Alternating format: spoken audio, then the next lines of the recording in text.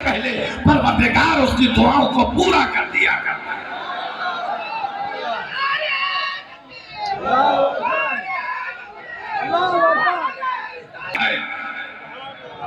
اللہ اللہ، اگر آسمان پر بادل نہ ہو، گھوم کے بولو، مچل کے بولو، ہاتھوں کو اٹھا کے کہہ دو یا رسول اللہ، یا رسول اللہ، یا رسول اللہ، میرا محبوب مدینے میں ہے، مجھے کہہ لینے دیا جائے نبی مدینے میں بھی ہے، عاشقوں کے سینے میں بھی۔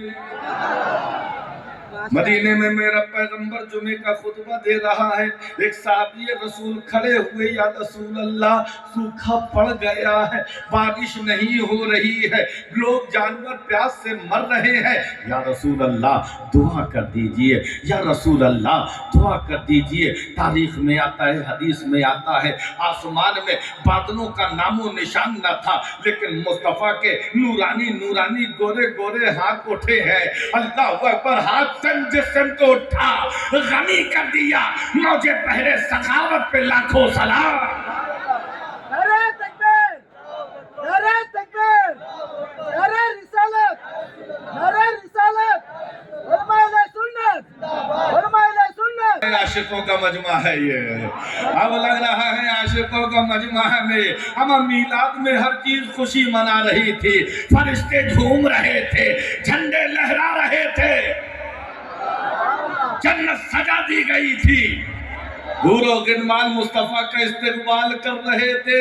اما ہم عاشقوں کا معاملہ تو یہ ہے، نبی کا نام جاتا ہے دل بلیوں اچھلنے لگتا ہے، نبی کا ذکر ہوتا ہے چہرے کھلنے لگتے ہیں، یہ عاشقوں کا مجمع ہے۔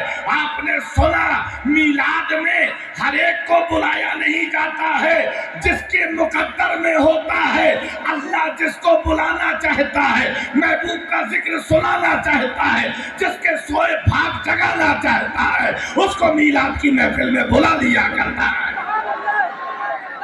نعرہ تکبیر، نعرہ تکبیر، نعرہ رسالت۔ سبحان اللہ، یہی جذبہ تو ہونا چاہیے۔ ہم سنیوں کی پہچان ہے عشق مصطفیٰ، ہم سینہ تان کے کہتے ہیں جو جان مانگو گے جان دیں گے، جو مال مانگو گے مال دیں گے، مگر یہ ہم سے نہ ہو سکے گا، نبی کا جاہو جلال دیں گے۔ ہمارے عزت رسول پر بات آئے، ناموس رسول پر بات آئے، ناموس مصطفیٰ پر بات آئے، سنی اپنا گھر کٹا لٹانا سر کٹانا تو برداشت کر سکتا ہے، مصطفیٰ کی شان میں ادنا توہین برداشت نہیں۔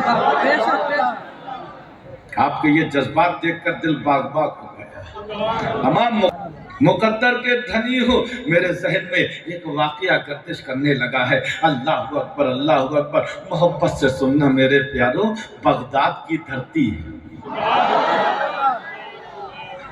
بغداد کی دھرتی ہے، ایک بوڑھی عورت ہے، اس کی جوان بچی ہے، غریب ہے، کھانے پینے کا معقول انتظام نہیں ہے، بچی یتیم ہے، باپ کا سایہ سر سے اٹھ چکا ہے۔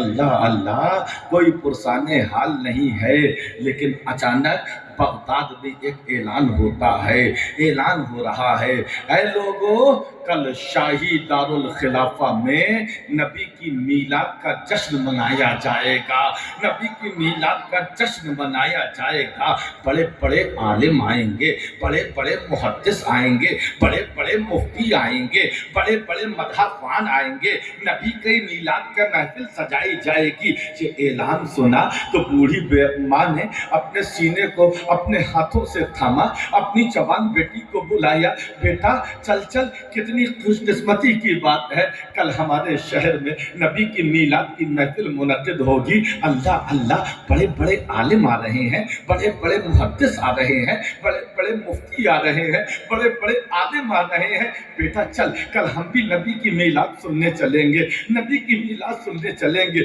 کوئی نبی کے رخسار کا بیان کرے گا، کوئی نبی کی زلفوں کا بیان کرے گا، کوئی نبی کے کردار کا بیان کرے گا، کوئی نبی کے اخلاق کا بیان کرے گا، کوئی نبی کے مزاج کا بیان کرے گا، کوئی نبی کی سیرت کا بیان کرے گا، کوئی نبی کے حسن کا بیان کرے گا۔ بیٹا لوگ بیان کریں گے، ہم سبحان اللہ کہیں گے، نبی کی تعریف ہوگی، ہم ماشاءاللہ کی صدائیں بلند کریں گے۔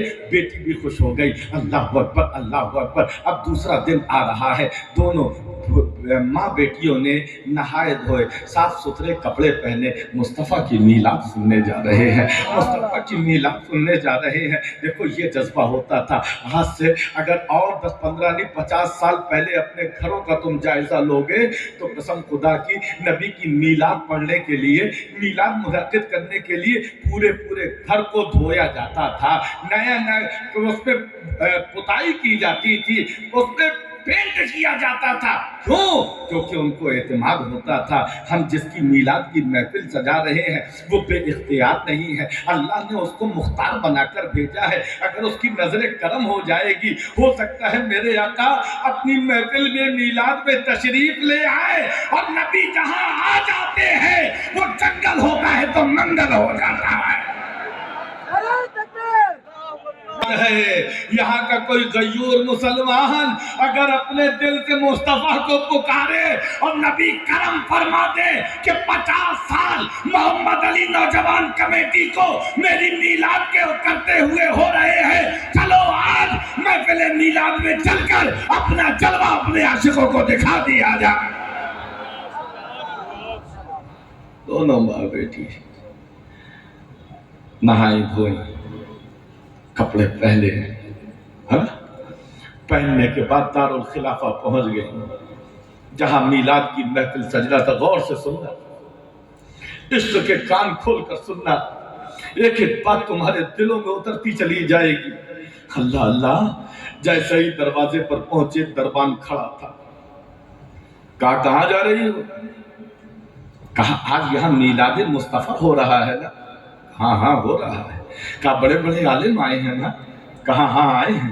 کہا نبی کا ذکر ہوگا نا؟ کہا ہاں ہوگا۔ کہا ہم لوگ اسی لیے آئے ہیں تاکہ میلاد مصطفیٰ میں ہم شرکت کر سکیں۔